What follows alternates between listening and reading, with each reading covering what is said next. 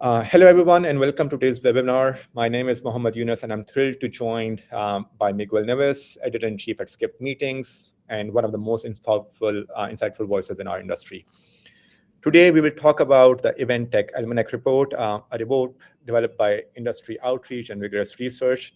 I personally have gone through it many, many times, and again, I'm someone who likes to pretty much, read all the industry reports, whether it's by Gartner or by, um, any other just notable firm.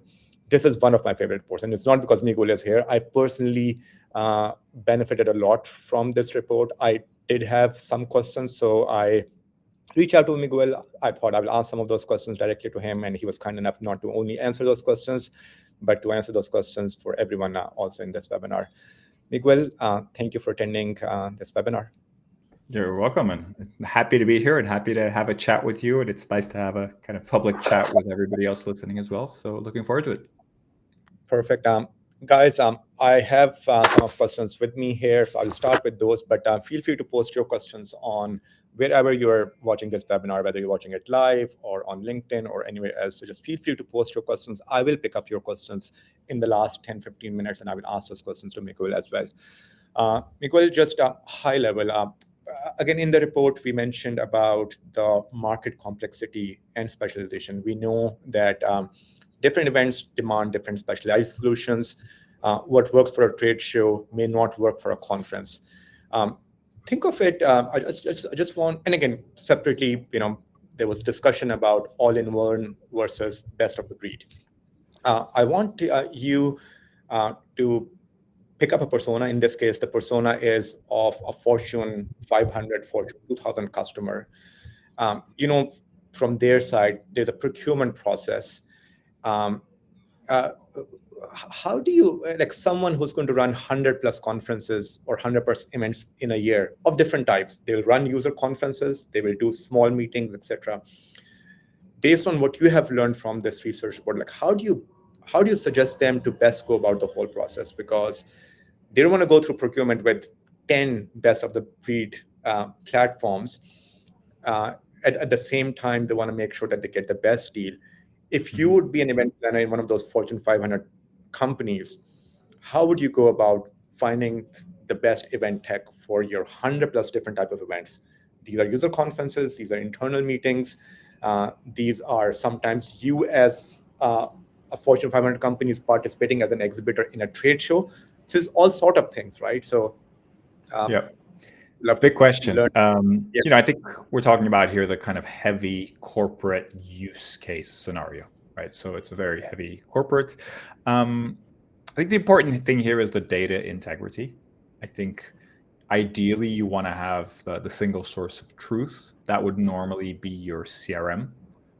And you want to connect a core platform to that CRM, have that connection bulletproof, and then customize and then configure the core solution to be your sort of center. And then if you do need extra tools, extra platforms, or things that aren't available on that platform, figure out how to kind of do the best of breed, but not the best of breed where every single different platform is used at the same time, but when you need extra solutions, bring that in.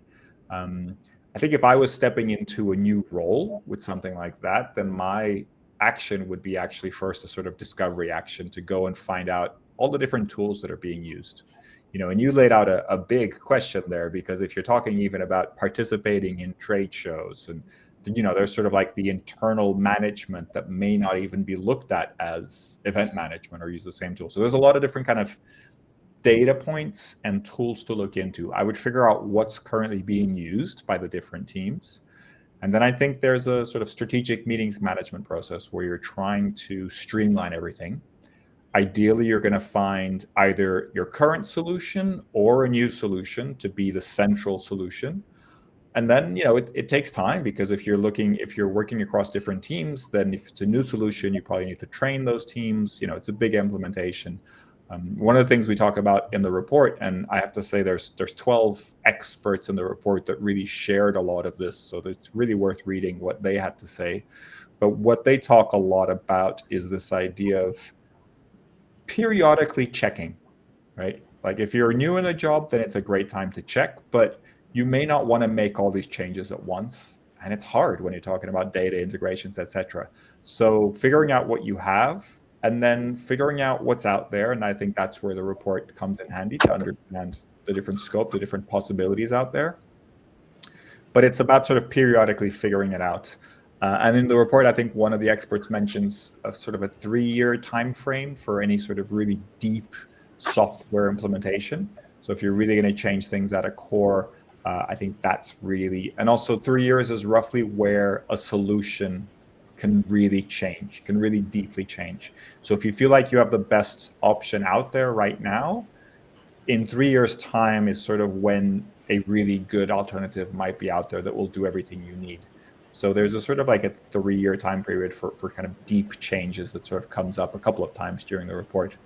So I think hopefully that answers your questions. It's a big question, right? So there isn't really an easy way to do this, but I think going through that process of understanding all the different touch points, all the different softwares that are out there, and then finding out what is the best solution for you, and not neglecting that implementation period, that understanding how to switch things around if that is what you think you should do. And one of the experts talks about this a lot, which is the idea of having a central tool, a central platform that's your sort of main platform, and then adding different bits when you need to, but kind of keeping that core consistent.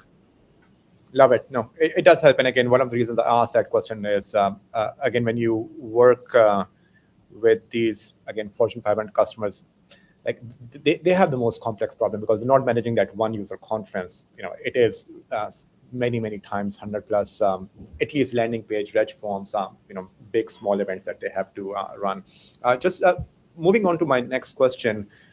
Again, one of those experts in the report says, and again, I'm just going to quote it exactly, all-in-one is a despised term. And a lot of my friends within the event tech industry on the other side, which is the event tech companies, here's a question from them. They do landing page builders, they do registration forms, they do badge printing, they do mobile apps, they do speaker portal, they do abstract management system, they do the exhibitor portal, and I can go on. And they have been doing it for years, and they have hundreds and thousands of companies who say that they have done a great job at it. If they want to define themselves of who they are, what other term? First of all, do you agree with that statement? Because I know that that's not from you, that's from one of the experts, and I absolutely, I have the utmost respect for their opinion. But at the same time, I don't have a solution to the question of someone who actually can do all of that. Yeah. What should they call themselves in that first headline of their website? Because it's hard to list down 12 things that you do, so you want to come up with something. What should be that thing? Yeah, I mean, we could spend hours on this question, but I think it's a really good one to address. Look, I'm sort of trying to be the journalist and not have an opinion, so to say. But I think it's important to understand. So when we classify event technology tools or platforms in the report, we've actually stopped using the term all-in-one. We used to, in previous reports, sort of have this category for all-in-one, and we use the term event management instead, because all-in-one can be very deceiving. And I think event management kind of, I think you're expecting a minimum set of criteria for event management. And that's what we did in this report. We said, look, if you're going to be classified as an event management tool, you have to have a few different things. Your platform has to do a few different things. And we define that as sort of registration. It was also, the virtual side of the platform, the app, registration. I think it was the badging and checking in. So there's a certain sort of kind of minimum things that I think a lot of platforms would say, hey, we're all in one, but we decided to call it something else. But I think your question touches on a really interesting point, which is sort of like the marketing angle. I think all-in-one is an interesting term for marketing, and I don't think it's necessarily wrong to use in marketing, right? But the problem is it can be very different to different people. For example, you have a solution called Planned, one of your competitors, and I hope it's okay to mention competitors. I don't want to focus on them necessarily. Feel free to mention anyone that you want. Again, the idea is to help the event professionals here. If it means someone else, why not? Yeah. So you have, a company like Planned that's more on the financial and travel planning, and they also have a sourcing element within their platform, right? You have platforms like GroupEyes and Hubly that are all about the travel management and then event management. They do the registration, they do sort of a simplified registration. And they're saying, hey, we're actually all in one because we do the travel management as well. And I think from their perspective, I can't say they're wrong, right? They are all in one in the sense that if you're coming at events from a travel manager perspective, then it's great if there's a platform that does the travel management and does the registration and all those kind of things. And so that's where, for me, the all-in-one term can get very tricky, right? And that's why when I'm trying to be objective and sort of compare platforms, I wouldn't want to use a term like that because it's very tricky to kind of manage it, right? I don't like. I think it's really important to think about the perspective or the starting point of software.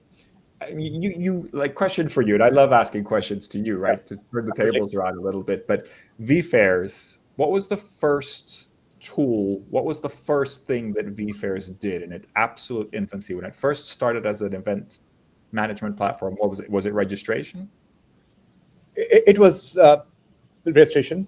Registration is just the prereq pretty much for everything that we do. And then, of course, we zoomed into a very specific use case, mastered it, and then from there we went into different use cases. But registration was always the first thing that we had to do. Yeah, exactly.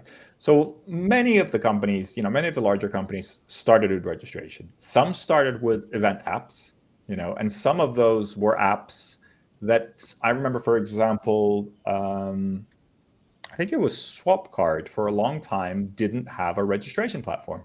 They actually sort of outsourced registration, and then it was sort of like an extra. I could be wrong, so SwapCard, don't sue me or anything. I think from memory, I remember very clearly there was one platform, or it might have been Events there. It was one of those two. Essentially, they didn't have at core a registration, and there was like another registration, and they were, they could take all the data from a number of different registration platforms, and they'd recommend a partner. But there was this like, registration. There's also some that started off more in the virtual world and have kind of becoming more in-person events. Also, they do have registration normally, but sometimes it's a very simple registration, right? It only has a few fields. You can't really customize it. And so I always, my experience is it's really important to understand where a platform comes from. Because in my very basic understanding of development and software engineering, there's certain decisions that you need to make along the way. And depending on sort of where your starting point is, you're going to make decisions in a certain way, and the software architecture is going to be built in a certain way. And ideally, everything is super flexible and you can change stuff, but sometimes you just can't change something, right?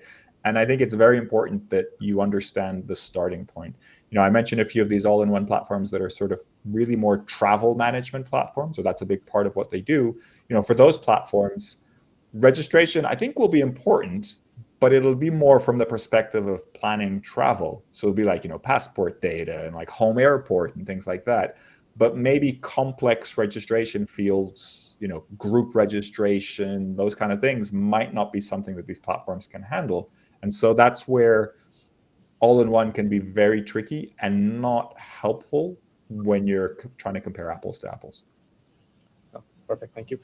Miguel, it's a question purely for me as a reader of the report. I just want to understand the terminology used over there. So the report mentioned data ownership, and it was either shared or client.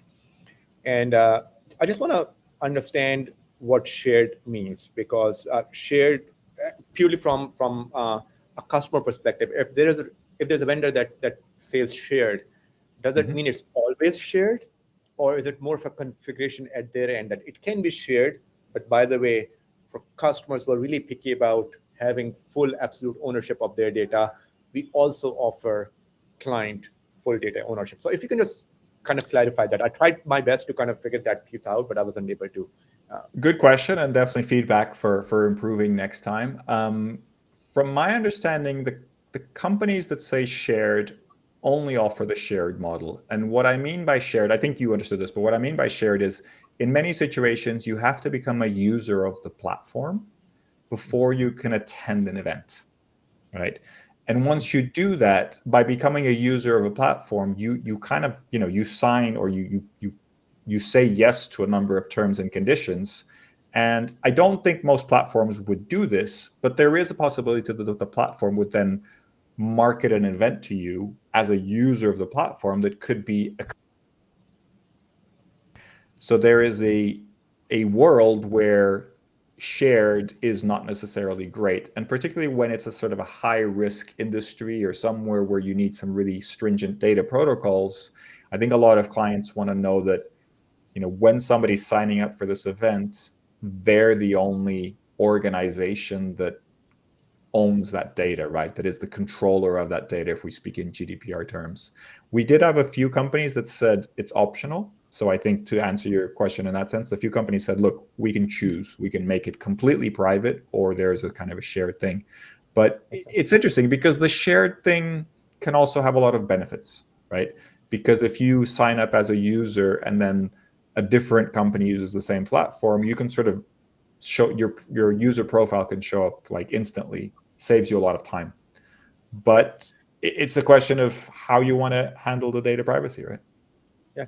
So as an attendee, I agree. Can you tell me like what would be the benefit as a customer, as a client signing up with a vendor? Client, I think if enough people have profiles already built into it, it can speed up the process.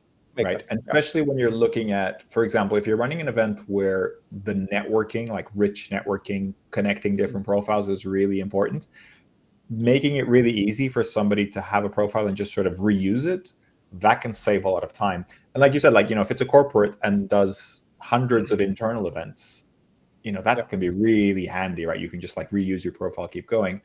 But of course, it has it makes a lot more sense now. No, thank you for answering that. See, we all live in an AI world, and again, we all are on LinkedIn. There's not even a single day where I don't see someone posting this amazing workflow on LinkedIn, and I have to comment on something to get that workflow in there. And again, I 8 out of 10 when I have got access to that thing that they were promising will change my sales or marketing or whatever, 8 out of 10 times it wasn't perfect. So for me, and again, they can do it. They can do it on LinkedIn, etc. And maybe it doesn't hurt them, but having AI in event tech that is not absolutely perfect, I just don't think so that in event tech you have that room to make big errors, just because we all know that this industry, we all work for weeks, months for that one day of an event. If that they go wrong, so let's see. Like, I just want to get your opinion because again, you are in this. What exactly have you seen AI within event tech that actually absolutely works fine? I think we're all trying our best, and I think we all, maybe go ahead and market some of those things, but what has been there that you would say, oh, by the way, this is amazing? And let's go one by one. Let's go with the registration. What if you have seen anything so far, and then let's go to the check-in piece, and then let's go to the matchmaking piece. So let's go through that journey. Something that you have seen actually absolutely works, because as mentioned in the report, there's a lot of hype, and we want to find out what's real within that hype.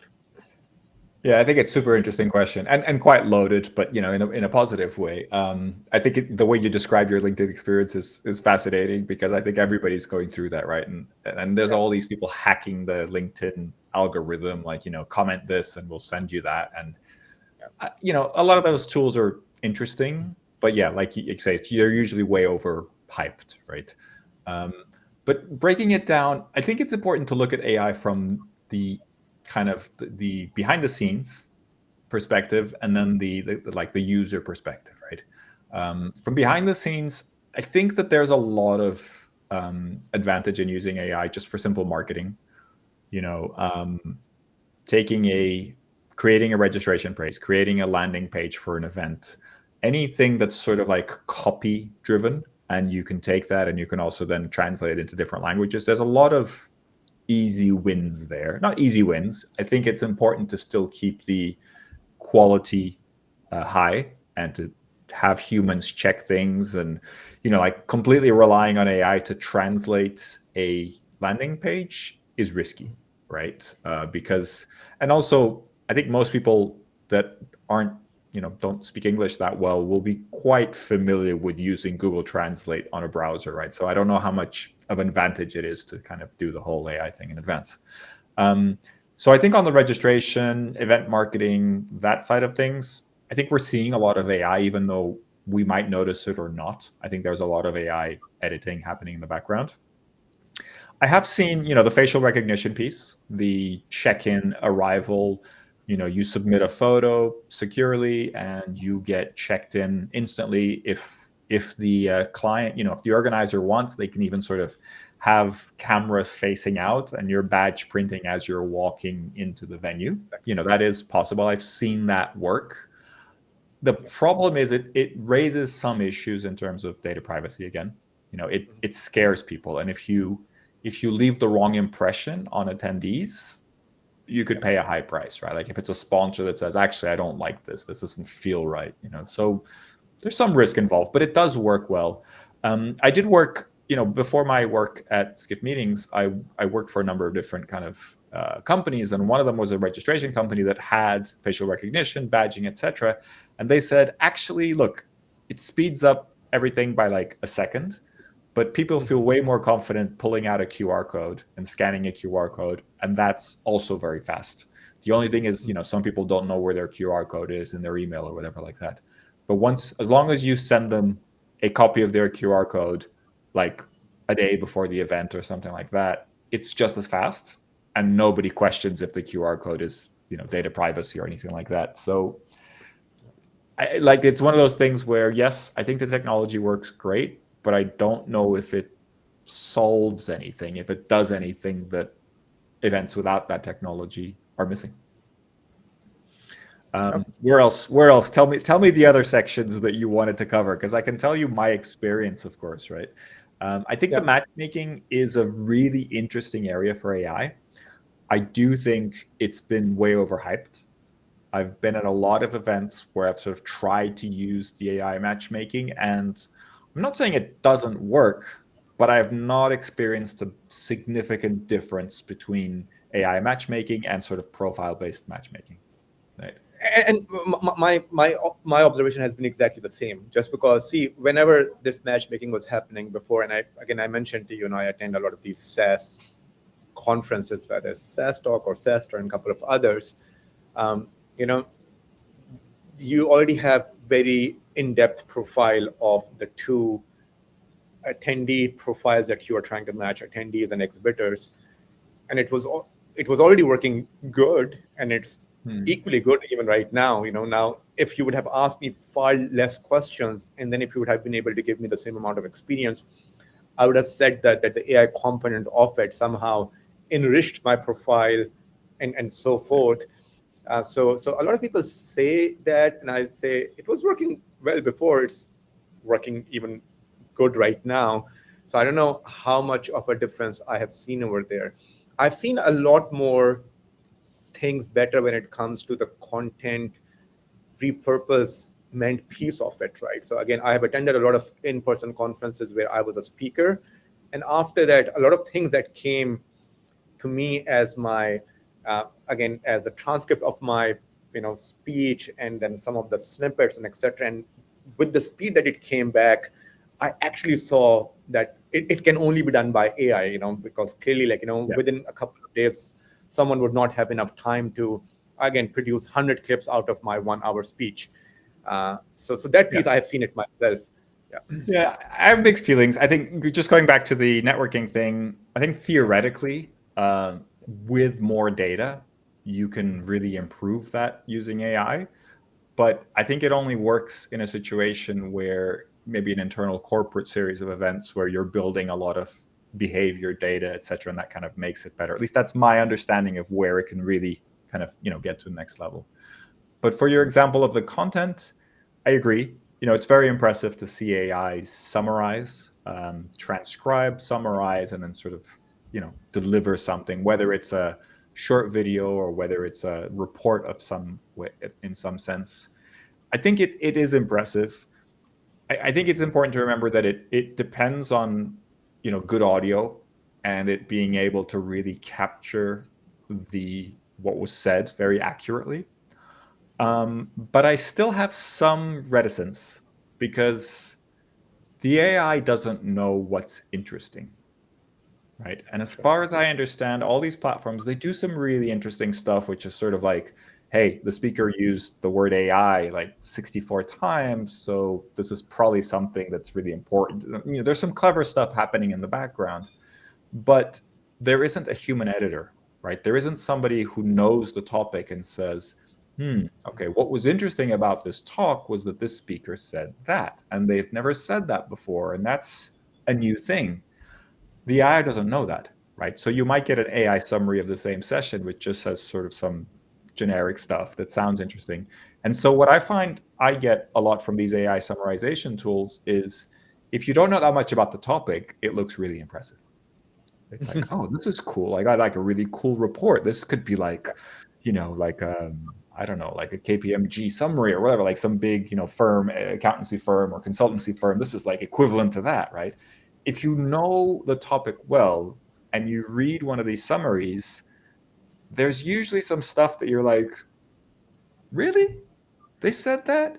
And, sometimes it's accurate and it goes, well, no, that was actually said. That's sort of a decent way to summarize it. But sometimes there's mistakes or there's sort of logic assumptions that actually don't make sense, right? And especially if somebody, it isn't their, like English isn't their first language, etc. So sometimes it can get lost a little bit in translation. And so I'm a little bit weary of the summaries. And also I feel like if something's really valuable to the audience, then I think it's worth investing in human editors. But if you're kind of saying, hey, this conference has 1,000 sessions, and we're going to run them all through AI and create these reports, and it's going to be wonderful, and it's probably going to cost very little money to do, I think it's great, right? Like I think that's a good way to extend a session, and for the person speaking or the panel or whatever, that's valuable. But I think in practice, you're probably only going to get a few people downloading each of those. Like if they're publicly available, you're going to get a little bit of attention, right? And so there's this kind of balance of how much AI generated content is good. Like, what is it doing that's actually helping me in my event? Because generating a high quantity of things, yes, excellent at that. Generating high quality, maybe it can help, but I don't know if that's the solution. And so I just think it's important for organizers to really consider that and understand where they're actually going to get the advantages. Perfect. I'm already seeing questions on our chat. So just guys, great. Please feel free to keep on posting questions. I want to make sure that I club them together with some of my other questions within the same category. So Scene Baker and a couple of others, thank you for posting questions. I promise I will ask all of them to Miguel just in a couple of minutes. Just one area of AI we didn't touch on was sort of the analysis of feedback, which I think is a really interesting one. Yeah, I think and also just on the support side of it. So again, as an event planner, you have these attendees, exhibitors, speakers, like a chatbot kind of thing to support the event. You can touch upon both of them. Yeah, I've seen good experiences with the chatbot side. I think for now, at least, it works well from a customer service perspective. From a perspective of nobody reads the full FAQ. Nobody knows exactly where to find everything on a website. And some websites are not very easy to find stuff at, right? So having an AI chatbot or some sort of functionality where it helps people find basic information and answer their questions, I think is a great use of technology, right? It's a great use. Like you don't want to have somebody waste time doing that, right? So that's great. Most of the time I find like if it's a deeper question, like group registration, or I need to do this or something, I haven't seen too many examples of that working effectively, like independently, right? But that's okay. If it answers, 80% of the questions, which are relatively basic, great, that's a win, right? I think the other one is the analysis. And from a basic perspective, it could be, 100 surveys, you feed it into ChatGPT and you get an idea of the top comments and feedback that you're getting. I think within some parameters, I think that can be very useful because AI is quite good at summarizing and sort of weighing each answer equally. And if it can see that, 17 people out of 100 mentioned the food was bad, it'll say that that's a major thing, right? It can kind of do the math. So I think it could be very useful there. I haven't been exposed to too many sort of advanced versions of that. You have companies like vFairs and some of the big trade show organizers saying that they're doing some really advanced AI analysis of feedback and kind of footpath traffic, etc. I'd like to see that in more detail. I don't think I'm qualified or experienced enough in that to comment. I could see a lot of really interesting potential, but I think in general, the sort of analyzing data and analyzing survey, as long as it's linear, as long as you can weigh everything the same way, then I think AI can really help. Perfect. Yeah, that's super helpful. In the report, it mentioned, I'm just going to quote it exactly, with 63% of planners now considering sustainability very important. I just want to get your sense of it.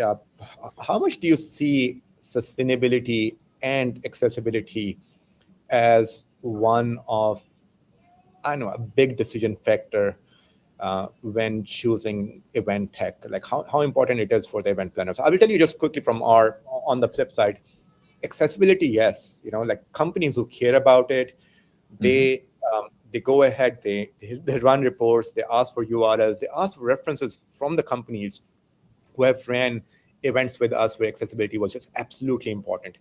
But there are very few of them who goes into that much depth. For many, it's really about a checkbox. Do you have accessibility or not?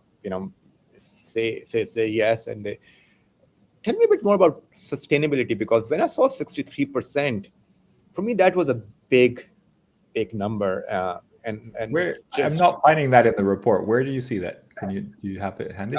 So I'm just going to kind of go ahead. Let me give the exact report. Page number, sustainability. Just 1 second. And again, while I find that, just again, purely your take on it, do you think that sustainability is a big factor for many companies when choosing, like, planning events now?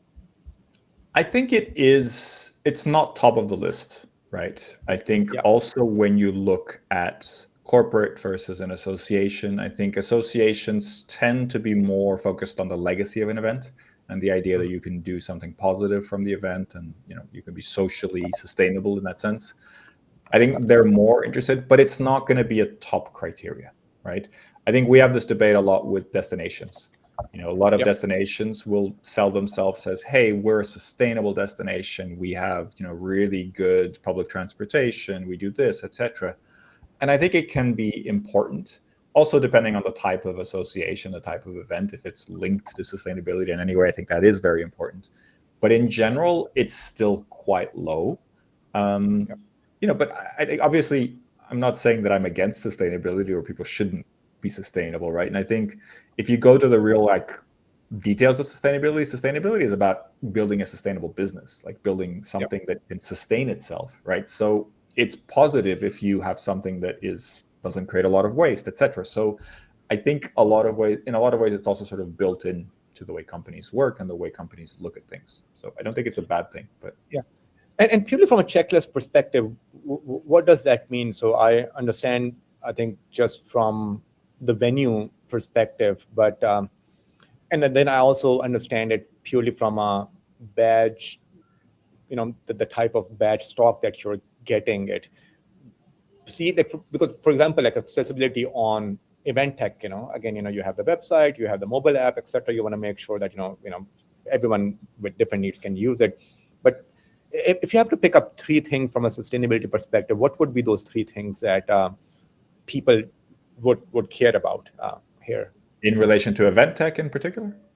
In relation to event tech, ideally, but yeah, in general, in events itself also, because again, badges, I'm just putting it within event tech because you use the technology to print those badges. But Yeah, anything that's physical, of course, badges, I think is important. I think like one of the features that we ask about in the Almanac when we compare event management platforms is digital signage, right?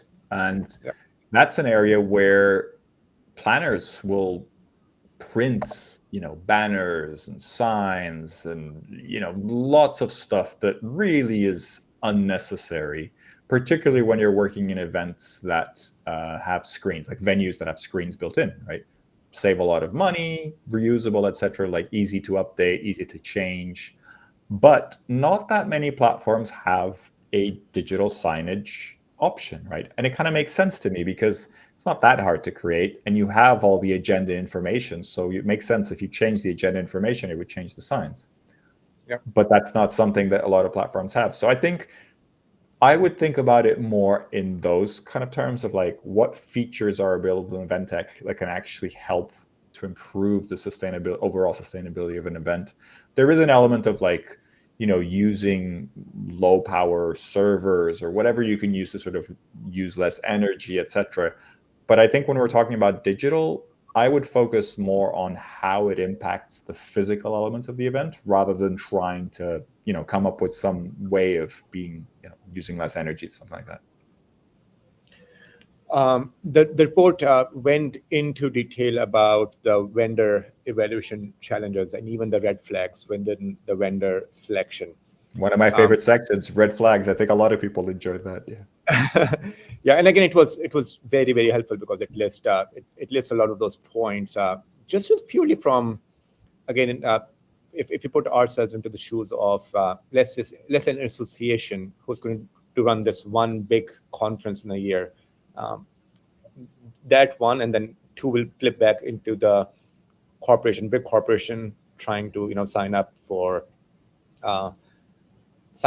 with an event tech platform, and will be running many events.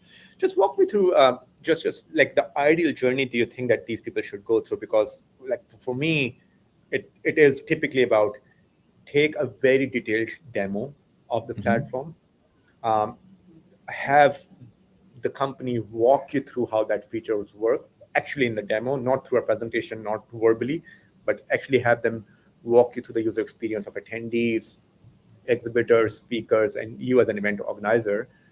And then go ahead and ask for a trial account so that you can go through it yourself, because then that will give you the confidence of a lot of things that you have seen. Then for me, it is about talk to actual references, 3, 5, 7, 8, the more the better, for a similar use case, just to kind of get the confidence, right? Because again, I also agree with you, like, you don't have much choice to go wrong with the vendor you're signing up with. But I just want to learn maybe a bit more from you of what would be those 3 to 5 things that if you would be a prospect today, you are the one who's going to sign up with a vendor, how would you go through the whole process to find the best vendor for yourself?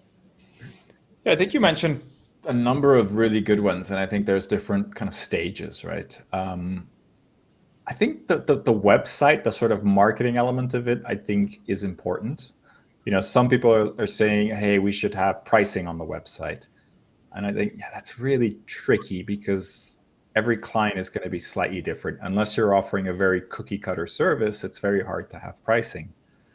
But there are ways to do it. Like if you're putting pricing behind contact us here and we'll calculate this. I just feel like the website needs to be open and not feel like it's secretive or that you're going to be charged extra for different things. Like a really clear explanation of like how we charge people or something like that. I think that's always useful. So that's just like the first impression, like making sure that the communication is open, friendly, and, kind of has the details.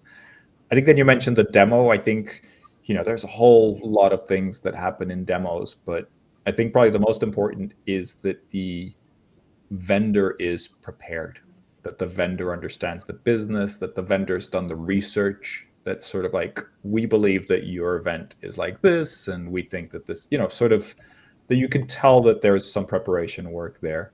And obviously, this only makes sense if the vendor recognizes that it's a decent piece of business or that it's worth them investing. There's also people that sign up for demos with like their Gmail account or something, and you're like, well, I don't know anything about your event, right? So there's a give and take there. But I think that's important. Sort of be really prepared and be willing to walk people through the processes, the systems. I think one thing that I see, just going back to the websites, one thing that I see missing from a lot of websites is actually real images of what the software actually looks like. Like most event tech websites are filled with diagrams and stock photos, right? And I think that for me always sends a wrong message. And I understand that the back end of a platform is usually not as pretty as the front end. So it's not something you necessarily want to like share loads of images of. But I think having some sort of indication of what it feels like in the software, how it works, and what you can do with it, I think that's missing from a lot of tech websites. They tend to go for that sort of SaaS platform style where, hey, there's three pricing levels and there's all these options and there's this like, diagram. Like that doesn't actually show me what it looks like, right? And also show me what it looks like for the user.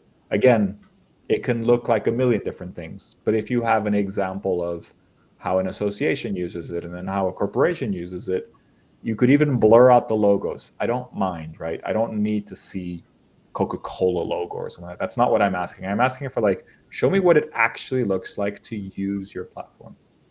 And I think that, just to double down on that one, because at any point, so first of all, what's your take on actually having a video on it, that this is actually how it looks like? Because right. Like in case of photo, you can, they can be a stock photo, but in case of a video of the whole experience, like I think that's as true as it can get. I think, yes, video's fine. I would be wary, like make sure it's short, right? Because I don't want a video that's like, I need to watch 20 minutes of a video to understand what this looks like. What I want to do is in, a few minutes of a short video or a few images, kind of see like, okay, that feels like how I would expect a registration part to look like, a networking. Like think about the points where the users might use the platform. It's probably going to be registration. It's probably going to be networking. It might be sort of content consumption. So at least sort of some indication of what that looks like or what you can make it look like. That will give me some reassurance of like, yeah, I think our users would be happy with this, right? And then I think I would go for the next level, which is the demo, right? Like, okay, during the demo, research I think is really super important. Like get that research, understand what's needed, like understand what the association or the corporate is really going to need. Like during the demo, I think one really important question is, what are you using right now, right? Yep. And the more knowledgeable the vendor can be in terms of, okay, we've had clients that were using that, and this is how we help them come onto our system. And that moving systems, other than the event, that's probably the scariest moment in time for the event organizer. So kind of making them feel more confident about that, I think is really, really valuable, because that is a big undertaking. And one thing that I always find sort of falls between the lines somehow is like, who's going to do all that work?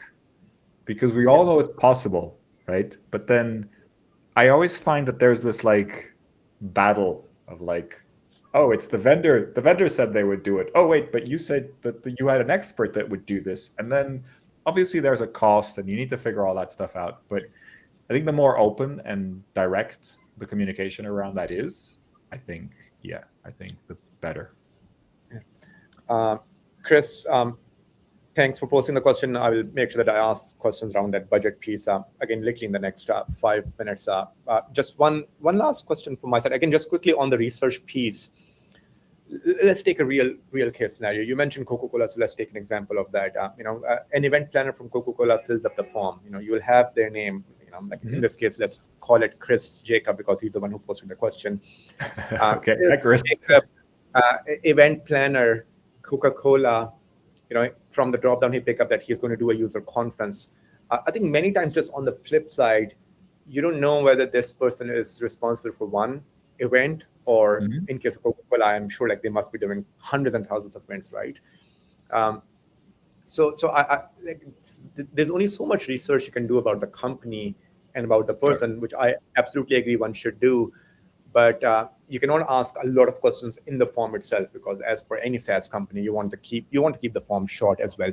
Sure. What else do you feel that it's important for the person on the other side to do research on, just based on the basic name, email, type of conference information that most of the vendors would ask in the form?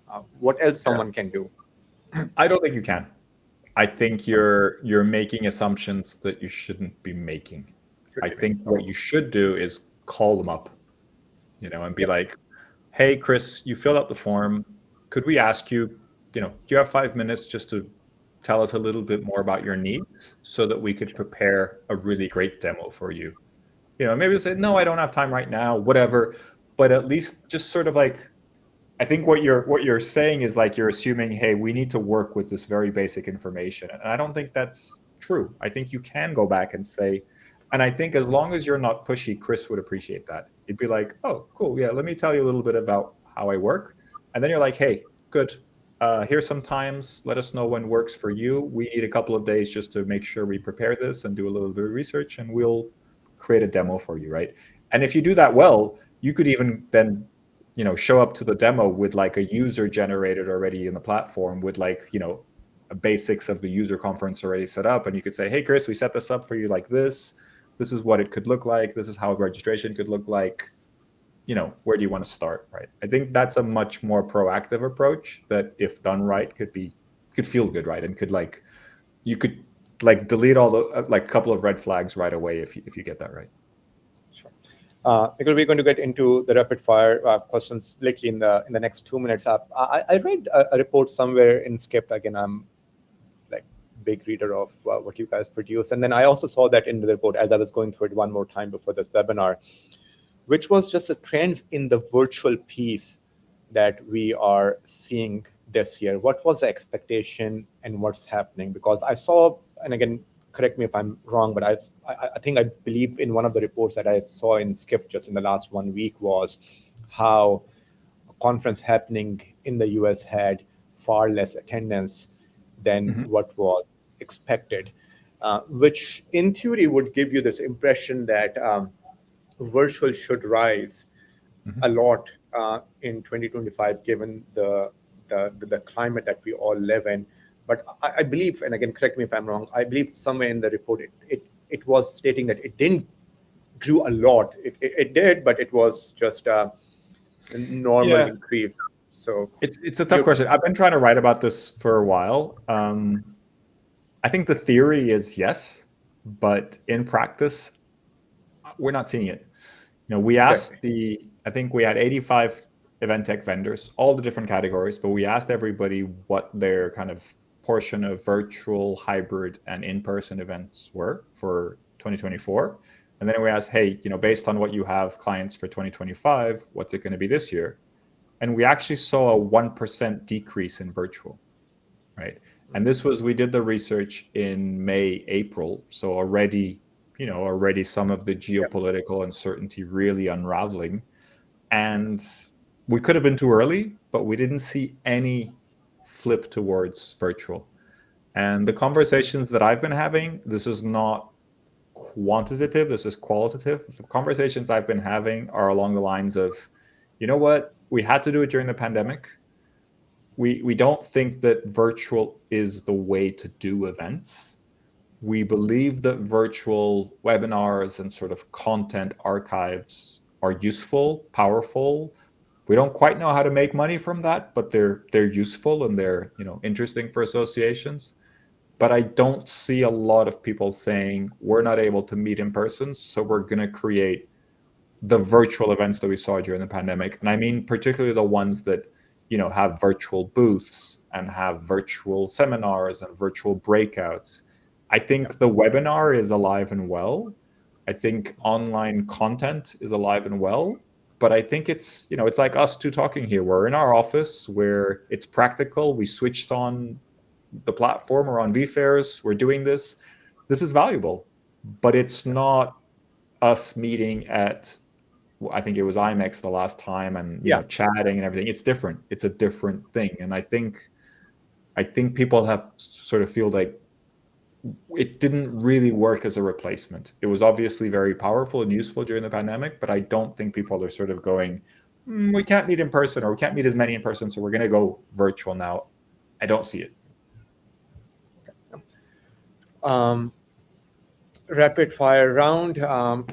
The first question I have, and I'm going to, just modify that question with two questions that I've already got from the audience. So the question I had was, again, I have gone through the report, but those of the people who didn't go through this thorough report, just some trends that you found that event tech planners should jump on right now once you and your team produce this report. Like, what are some of the things, whether it was AI networking / matchmaking, or a lot of other stuff that we saw in the report that you believe that event planners should pay attention to? And I'm just adding two questions from the audience. Is that I have a limited budget. This is Chris Jacob. If we have a limited budget, which one of the top trends in the report should we prioritize first, because we want to do something different? And then another one also mentioned, how can smaller or budget-conscious events realistically adopt the big innovations covered in the report? So again, some big innovations, and then which ones are more meaningful for someone with a bit smaller budget? Yeah, look, I think AI is the obvious one. With some of the caveats that I mentioned earlier, with kind of checking the outputs, I think there's a lot of integrations of AI and then platforms that are doing standalone things in AI that are really powerful and useful to get into, especially if you have a smaller budget. I think that's sort of a basic. I think it's tricky, right? Because for a long time, because of this pandemic period, we went through this period of kind of limited innovation. And I think now we're starting to see some interesting innovation. AI is driving that in part, but there's some really interesting stuff that's out there, like companies just doing really different products. So I think it's interesting to kind of find those and then kind of figure that out. And some areas, some solutions just aren't very, like, it makes sense to have a separate solution for that.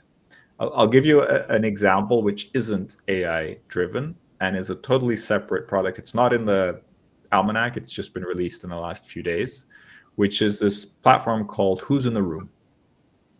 And it's a QR code driven platform. You take a picture on your QR code and essentially you fill out your profile, or you just connect your LinkedIn profile. And all it does is everybody else in the room has access to a list of LinkedIn profiles, right? And it's like, it's not rocket science. But if I'm running an event with a really limited budget and I just want a nice networking tool, why not, right? Like, it's just like, I think it costs something like $70 per event. And I'm like, you know what, if you just, you want to make sure that networking is useful at your event, I think stuff like that is worth looking into, right? And look, if you have an event app and it has profiles and it does everything like that, then that's a much richer experience.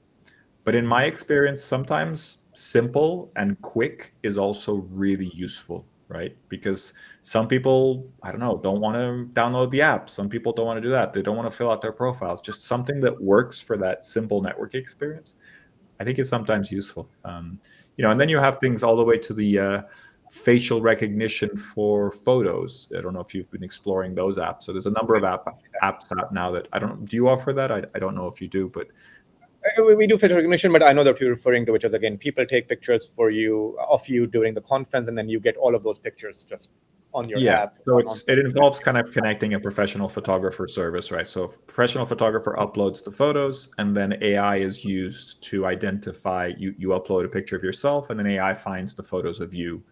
Really smart use of AI, right? Because, when you look through an event photos, you're really looking for the photos of you. You always are, right? That's like the one use, right? And if you can just find those right away, it's just a really nice, like, oh, cool, I get that, really nice. And if there's a nice photo, you'll probably save it or whatever. So little things like that. Again, I think this is the type of tool that is okay to have separate from the main event management app. I'm sure there'll be integrations coming up soon, but it's a kind of thing that makes sense as a standalone post-event. engagement, extend the event, or at least, make that last email from the event really interesting. And yeah, super interesting stuff. I think trends like that are fascinating. I think overall people are more comfortable with technology and planners are more comfortable, but there's still a lot of gaps. And I always find that until a type of technology becomes really widespread for general apps, it just doesn't quite make it in terms of event tech. And I'll give you the facial recognition is an easy example, right? Because it's possible it works, you can make it work, it's great. But if you go somewhere like China, where facial recognition is just everywhere, you walk into an airport and there's a screen to take a picture of your face and it gives you like what flight you're supposed to be on, right? That's just sort of a little activation at an airport. It's very normal. If you're in that kind of environment, then facial recognition to get your badge at an event just feels perfectly normal, right? But if you're in a place where facial recognition is still, not something that people feel very comfortable with, then it's a much bigger barrier. I'm not saying it won't work, but changing behavior is very hard.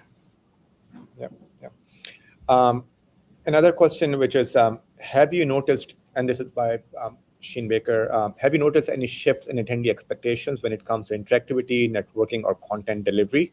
And again, I'm just going to add that along with my rapid fire question is that, what do you think now events are for? Are they for networking? Are they for content? Which one drives the registration and which one drives the just attendance? Because I see a lot of different opinions out there. And again, I'm I go to a lot of conferences for content, and then for me, networking is the other piece of it. But then I see so many articles, reports, etc., that completely say the opposite.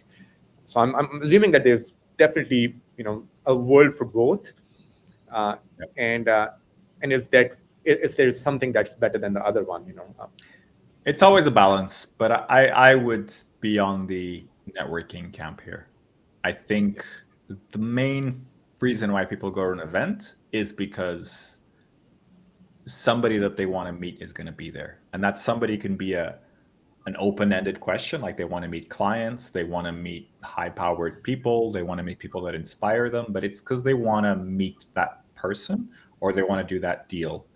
I think content is, I don't want to say an excuse, but it's part of the packaging of an event for giving people reasons to register and to spend that money, etc. So it's important. But I think if we're honest, content is okay online. Like you can deliver that content online, like we're doing right now, right? So it's not the core driver in most situations. There are exceptions. If you're in a very advanced medical field and you want to see a procedure being done live on stage and that's the only way to see it, then sure. But for most situations, the content can also be easily transmitted online.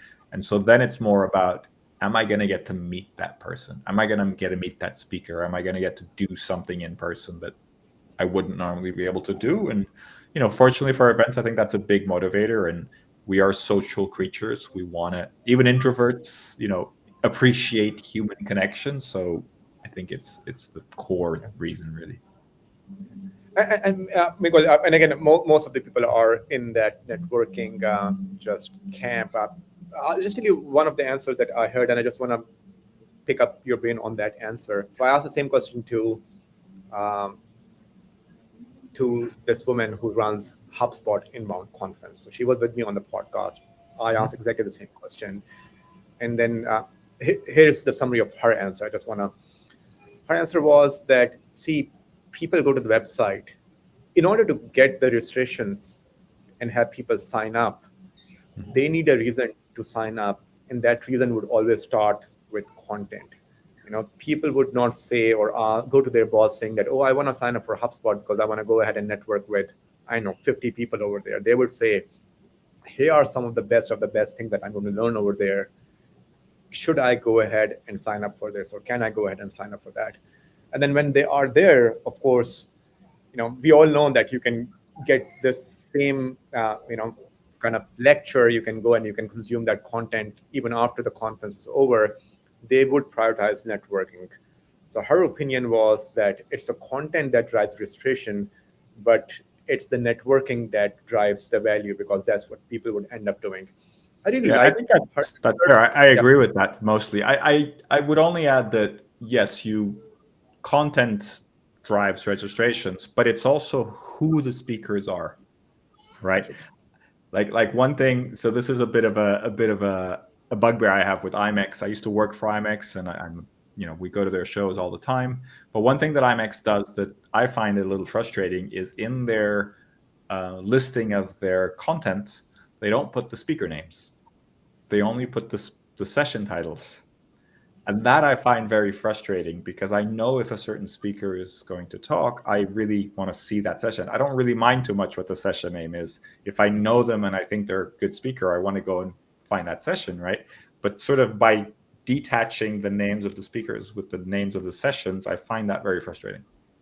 And given that you have worked with IMEX, is there a reason for that, or is it on purpose, or is it just sometimes maybe that I vendor does don't not know.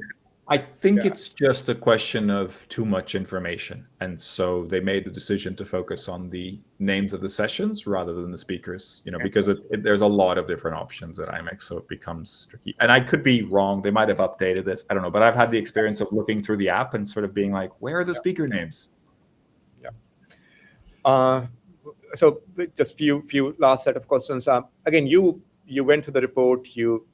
Again, you and your team built this absolutely amazing, detailed report. One thing that was even surprising for you as a stat, or as something that you noticed in the report that you were not expecting when you guys started working on the report to begin with. I think the all-in-one question was probably something I knew that there was a lot of different opinions on this, but the more I researched it, the more of a loaded question it became, right? And the more like there isn't really an easy answer, because there is that data integrity reason to just have one platform across everything, but there's also a pretty agreed on thing that not one platform won't be able to do everything the best, right? It won't be able to have all the best features, all the latest things, right? So there's always things that come up that other platforms do better. And so, one of the people we interviewed from Doug from Maritz, he was saying, look, what they recommend is have this like core feature or core platform, and then enhance it with other things, right? So it wasn't Doug, it was Aaron from Maritz. And so I found like, okay, that's kind of interesting. That's kind of a middle ground in a way. It doesn't really necessarily solve everything, but it is a good solution, right? When you have like a core platform or a core set of platforms, and then you're saying, hey, when you need something else, you go and get it. But yeah, it's quite complex, right? Because the data moving platforms is complex. You're not just moving data, you're also changing behaviors. You need the teams to learn a new platform. And so while I think a lot of event technology experts are like, oh no, you should move to this or you should do that, the cost and the challenge of doing that is often overlooked, right? It seems like, oh, there's a flashy new thing, we should go and do that. It's like, well, wait a second. I'd rather have something that works really well, even if it doesn't have all the latest things, than get lost somewhere or have some event kind of go wrong. Because I was on a flight yesterday, and I saw that one of the person was interviewing Sam Altman, the CEO of OpenAI, and so I'm just going to put kind of a similar question in front of you, but in the event tech world, which is let's 5 years from now, with all of what's happening in AI, put yourself as an event planner. Think of yourself as an event planner. What would you feel the technology should be able to do it in 5 years from now? Which is, again, can I go and unless we'll just focus purely from an event tech perspective, will we be using, we'll be using our voice to say, let's say, hey, vFairs, set up the landing page builder from your, whatever the event tech company name is. But what are some of the things that you feel that technology should be able to do it pretty easily, and event planner will not have to worry too much about it, with just some prompts or voice prompts and so forth? And where would be event planners' most value would be in running a particular user conference, let's say? Sure. I think the biggest thing is personalization. I think being able to really personalize your experience of an event we're still a little bit far from that. And I'm hoping that the different AI technologies will really help with that. I think if we can imagine a different world, it would be great if I would say, hey, whatever my AI thing is, I would be like, oh, I want to go to a conference where I can learn about X. And just by asking that, maybe I could create my own conference, or I could see, hey, are there any other people in the world that would be interested in this? And then it becomes more than an AI problem, more like a social network problem or whatever it is. But if we could find a way to sort of be like, oh, there's a few thousand people that think that this would be worth doing a conference on or gathering in some way on, and then personalizing that experience. This idea of like unconferences where you create sessions very quickly and you just have discussions around topics that you figure out on the spot. All of that is possible and can be done on a manual way very easily, but I think it's still, there isn't a lot of technology to kind of enable that, right? And if we focus on that from a perspective of personalization of the event experience, then I'm hoping that AI can really help us do something interesting there. Perfect. Last question. It was a very detailed report. And again, I personally enjoyed it a lot. Just walk me through the journey, like how much time producing such a report takes from you and your team, because it is no small effort in this case.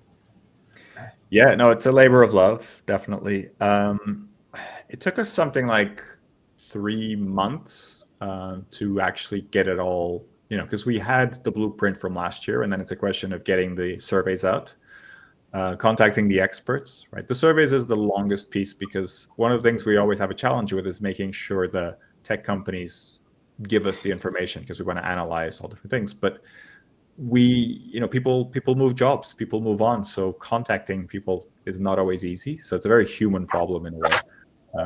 That took a long time. And then just analyzing it, contacting the experts, analyzing it. So it was about 3 months of work, mainly one person kind of on it for 3 months, but it's about that, right? And look, it's a sponsored report. We're looking for sponsors to support it. So but we always do something at Skift, which is we always try to keep the editorial and the sponsored content very separate.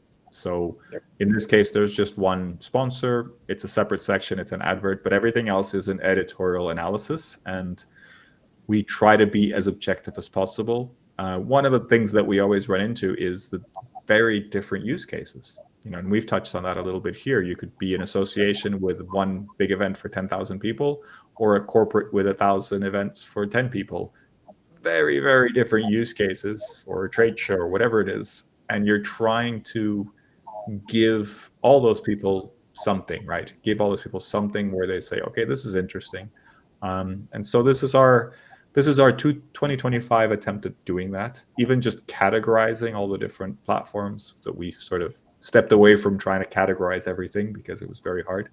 But I appreciate being asked to be on this event and talking about the Almanac. I'm glad you enjoy it, and hopefully other people out there will also find it useful. And again, thanks, Brella, in this case, sponsoring it, because again, as I mentioned, it is something that's just helpful for the industry. And just is this going to be a yearly thing? Will we get to see a report like this every year, just for everyone in the industry to benefit from it? I mean, this is the third one that we've done. It's actually stemmed from something that my predecessor created, which was the Event App Bible, which I think the first one was 2013, when event apps were the hottest thing in the world. And then there was also a virtual event tech guide and a good registration guide. But post-pandemic, we made the decision to join all those together into one report, which is a hard thing to do, and we know that.